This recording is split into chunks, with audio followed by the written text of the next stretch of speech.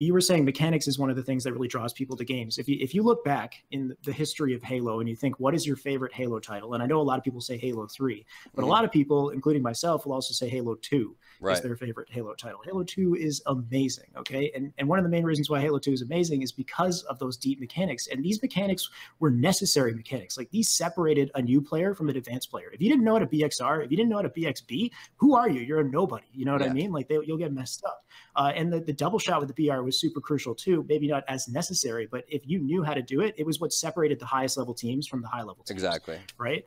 And they required very difficult inputs and precise timings. If you BXR and you press the X button too fast out of the melee, you cancel your melee before the melee actually comes out. So you do no damage and you screw yourself. Or someone else is BXRing you. You need to have a better BXR. So it has to be like the perfect faster. timing. Yeah, exactly. Faster, but not too fast. And if you're too slow, then the other guy could be faster. So it's like there's a whole depth to the interplay there, right? And then the double shot with the BR, if you can YY fast, you can keep double shotting. Your BR doesn't choke, right? So that was so amazing. And it's funny because now we get to Halo 5 and everybody loves to complain about how, you can fly across the map and it's all BS, it's BS and whatever. And I get that, from a shooting mechanics perspective, the game doesn't really have that much in regards to mechanics. Like, there is no BXR, there's no BXB. Shooting is just shooting, right? Like, you've got a nice shot, you know how to make that work, but there is so much depth in the movement side of things. Yeah, it's like the exact same thing. And the only thing that's lacking is really strafing. I think that the previous strafes may have been a little bit better. And then we talked about this, that the maps is really the big thing when it comes down to this, is if the maps were just a little bit bigger, because the amount of standoffs that would happen in competitive Halo 5, or just the amount of overtimes that would happen in Fathom CTF, which was the reason it was removed. Those are the type of things that just need a little bit of tweaking, whether it's just moving the flag or whatever it is. But I know you got a list of Halo 5 mechanics that you're stoked about. And if you guys haven't watched the original video that was playing on the pre-roll, again, it was an Umpire Strongholds breakdown. And just within the first couple of minutes, it talks about a handful of different mechanics. And, a couple of them I'm sure you're going to list right here. So go ahead.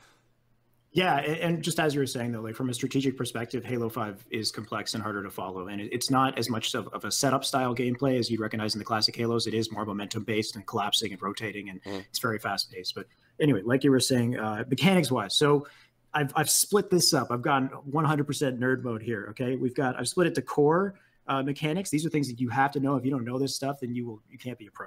There's animation canceling, then I've got advanced, and then I've got the new meta tech stuff that really only Splice players have been taking advantage of. I thought there was going to be 3 categories. There's 4, ladies and gentlemen. We have 4 different categories. Okay. Okay. Break them also, down. I don't know how Break much them time down. I got. We got 15 minutes. Let's go.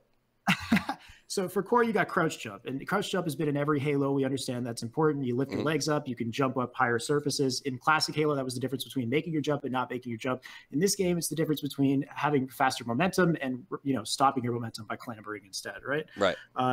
Crouch jump, sure. It also raises the peak height in your jump, so you can grab higher surfaces.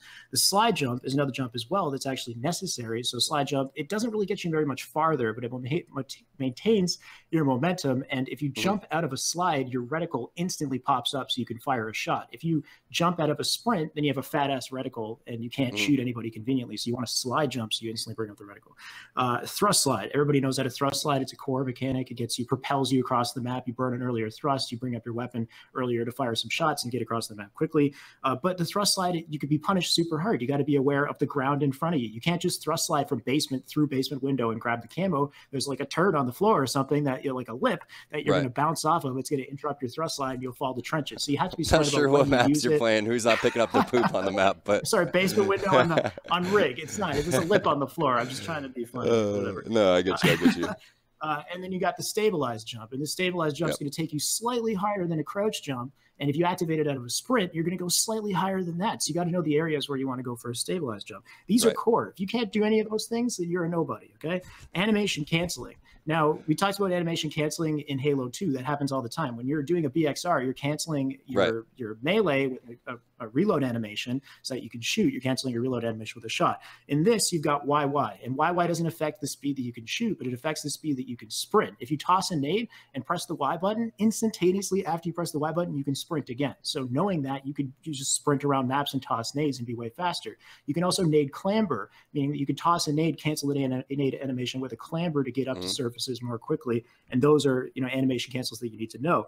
For advanced, these are advanced mechanics that players are using and that that the higher level players have mastered, the super jump, right? So thrust, slide, jump, hold, crouch, activate, stabilize, and then mash, crouch, and you can maintain that peak height and then clamber up. You can also thrust, and I've called it thrust land, but you can thrust slide out of the sky, land like thrust, and then chain that into a slide the moment you hit the floor, and then you can do a thrust slide or you can do a super jump out of the air, right? You'll see Frosty do that on Refuge when he spawns. Every time he spawns, he thrust slides off that podium to get up to the bridge to go to ring 2 in a matter of seconds, right?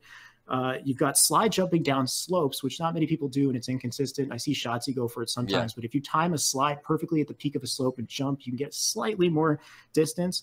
And then you have the really tough ones that you only see in certain instances. The thrust jump, where if you combine a thrust against a slope surface, you'll fly up it, like Truth, P1 to P2. You'll fly from P1 to P2 if you time a perfect thrust. And you have kneecapping, and the popular kneecap was Fathom. To get to top mid, you would bank your shins by thrusting up against that ramp on Fathom and fly up to top mid, right? And there's two different types of kneecaps, and there's applications of kneecaps that people aren't using. Like I have fans on my channel that are sending me clips of jumps I have never seen, but I saw a guy get from rig engine 1 to the engine 2, like the Whitehall section. Instead of using a super jump or thrusting off the wall, he just kneecapped, like he slide jumped into the wall and somehow chained that. Like he just went straight up and clambered up. He used no thrust whatsoever, which people are still finding new ways to apply kneecaps. Okay, and then we have new meta tech, and new meta tech is what Shotsy is taking advantage of. Here we go. And what I've been preaching about in my videos, the spring jump. Okay, and everybody knows the spring jump exists. It's been in other Halos before, but nobody has used it with a level of consistency that Shotsy has ever had. He's spring jumping whenever he wants to, 99% of the time. I rarely see him miss a spring jump, and the result is that he moves around the map faster, quieter. He's off radar, right? And he can do other things at the same time. He could toss nades and nade clamber up easily because he gets so much height from every spring jump. And then you can combine the spring into a thrust. And if you spring thrust, you can basically do a super jump from a standstill point. You no longer need a runway. So the application of that is insane. And we showed it at the beginning. Like you saw it, he jumped from like a standstill point back up to top yellow to apply pressure once again onto yard, which is nuts. Like the way that you could chain that is insane. And only really Shotsy's doing that. Like Snipe Down, for example, amazing player, top 10, maybe even top 5, like easily one of the top players in the game. When does Snipe Down go for a spring thrust to get to top yellow? You just don't really, you don't see it, interestingly enough, from some of these top players. And you wonder why, right?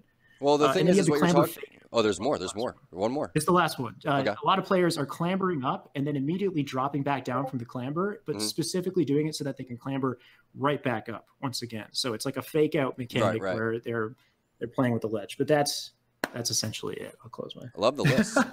So all the stuff that you talked about, and you see a lot of people not doing that is because a lot of people still aren't putting in that individual time of just running around the map and having fun with that type of stuff. And that's what you used to do. Remember when you're talking about the BXR and the double shot and all those type of things?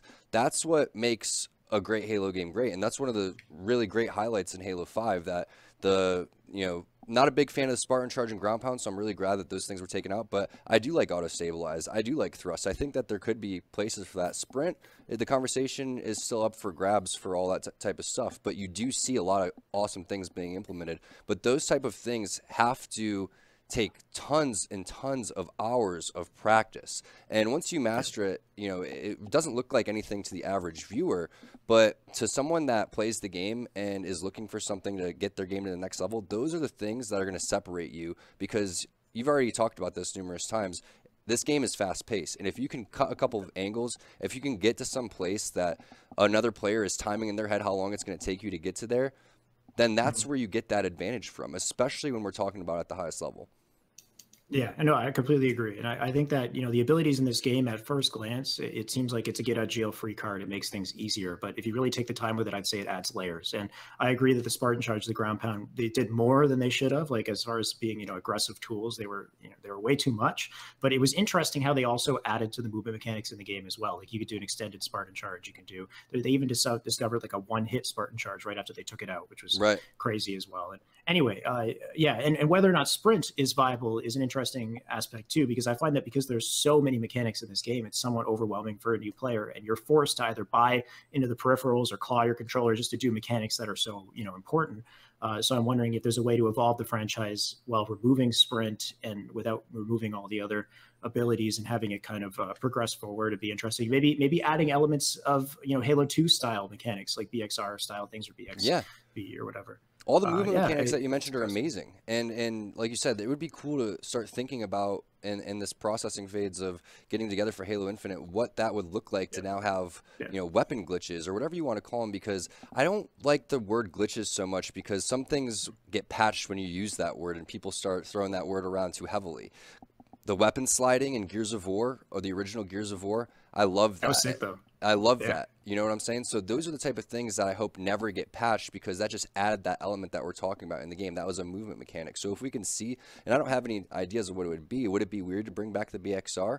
I don't know. It'd actually be kind of cool. I mean, we got the Halo 1 Combat Evolved medal coming out. To see that back, that would be, you know, pretty awesome. But I think that overall, the things that you brought out in Halo 5 are, you know, key points that a lot of people are, you know, kind of missing